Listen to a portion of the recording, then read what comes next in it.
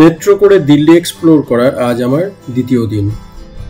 আমি আমার হোটেল থেকে বেরিয়ে পড়লাম। এই যে দিল্লি স্টেশন থেকে আমি চলে যাব মেট্রোর। দিল্লি স্টেশনে এই সাইডে চলে যেতে হবে।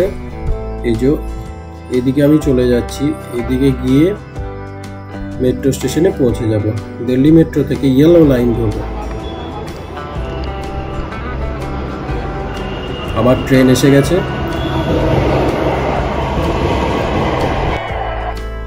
মিলেনিয়াম সিটি সেন্টারগামী ইয়েলো লাইন ধরবো। ইয়েলো লাইনে যে মেট্রোগুলো যাচ্ছে সেখান থেকে কুতুব মিনারে নেমে পড়বো। কুতুব মিনারে নামার পর কুতুব মিনারটাকে কিছু উপভোগ করলাম, কিছুটা দেখলাম। কুতুব মিনারটা আমি আলাদা করে ব্লগ করেছি, সেখানে উপভোগ করে নিও তোমরা, তাই বেশি করে কুতুব মিনারটাকে এখানে দিলাম না। এখানে জাস্ট আমি একটা ওভারভিউ দিচ্ছি কি করে তোমরা দিল্লি মেট্রো থ্রুতে দিল্লিটাকে এক্সপ্লোর করতে পারবে। খুবই সহজ, মেট্রো থ্রুতে দিল্লি এক্সপ্লোর করা খুবই সহজ। আমার খুবই ভালো লেগেছে।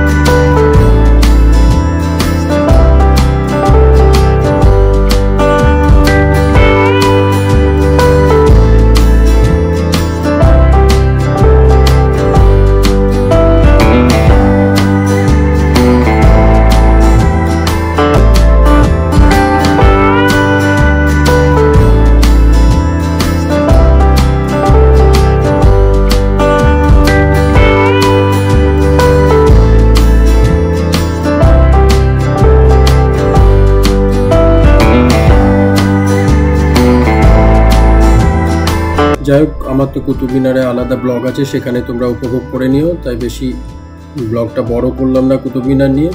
এখান থেকে আমি আবার ইয়েলো লাইন ধরলাম। এই ইয়েলো লাইনটা কিন্তু সামাইপুর বদলিগামী ইয়েলো লাইন। এখান থেকে আমি হজ খাস মেট্রো স্টেশনে নেমে পড়বো। হজ খাস মেট্রো স্টেশনে নামার পর আমি ওখানে 20 টাকা অটো ভাড়া লাগবে। 20 টাকা অটো ভাড়া দিয়ে হজ খাস পৌঁছে যাবো। হজ খাস পৌঁছে যাওয়ার পর কিছুক্ষণ আমি দেখবো, কিছুক্ষণ হজ খাসটা উপলব্ধি করার পর, উপভোগ করার পর আমি আবার সেখান থেকে চলে যাবো। হজ খাসটা কিছুটা তোমরা দেখে নাও, আবার বলছি।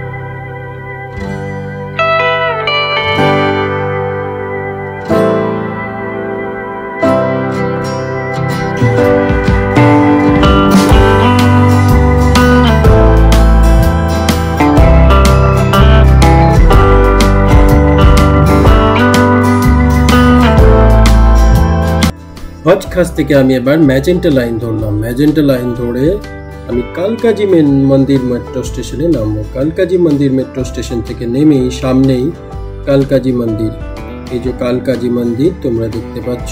এই কালকাজি মন্দিরে কিছুক্ষণ থাকলাম, মায়ের দর্শন করলাম কালকাজি মাতার। কালকাজি মন্দির থেকেই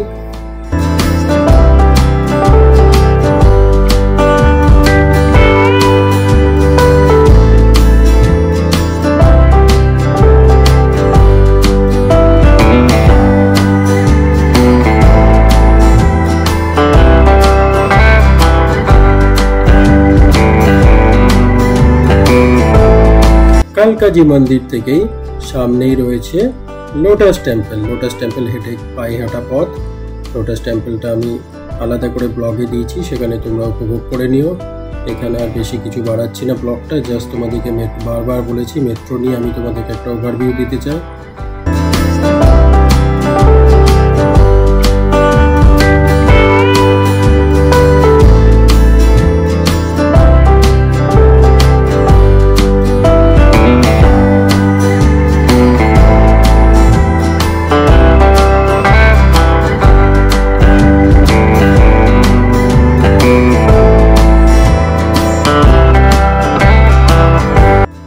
হ্যাঁ, বলে রাখি এই লোটাস টেম্পল থেকে কিন্তু 50 টাকা অটো যায় তুগলকাবাদ ফোর্ট বা কুতুব মিনার, কিন্তু আমি তো অটোতে যাব না, আমি তো মেট্রো করে এক্সপ্লোর করব দিল্লিটা। তাই আমি আবার কালকাজি মন্দির মেট্রো স্টেশনে ব্যাক করলাম। সেখান থেকে ভায়োলেট লাইন ধরে তুগলকাবাদ ফোর্ট মেট্রো স্টেশন, সেখান থেকে চলে গেলাম Tughlakabad metro station. Tughlakabad metro station থেকে 5 টাকা দিয়ে ইলেকট্রিক বাসে চেপে আমাকে পৌঁছে দিল তুগলকাবাদ। সেখানে তুগলকাবাদ কিছুটা এক্সপ্লোর করার পর আমি বাকিটা বলছি, তোমরা কিছুক্ষণ দেখে নাও।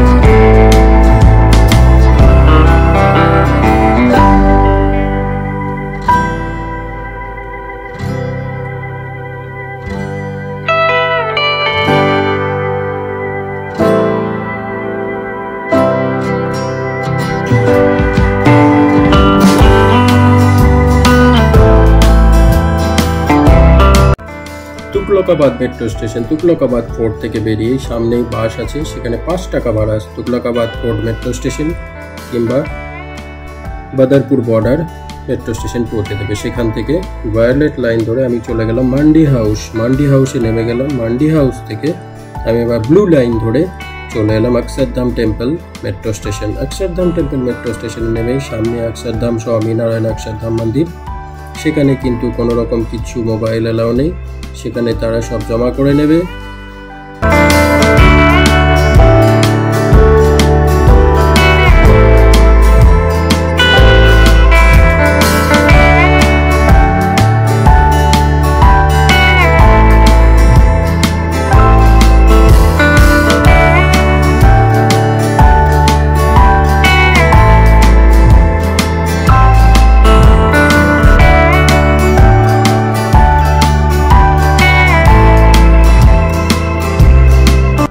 অক্ষরধাম টেম্পল থেকে আমি দ্বারকা সেক্টর 25 গামী ব্লু লাইন মেট্রো ধরলাম। সেখান থেকে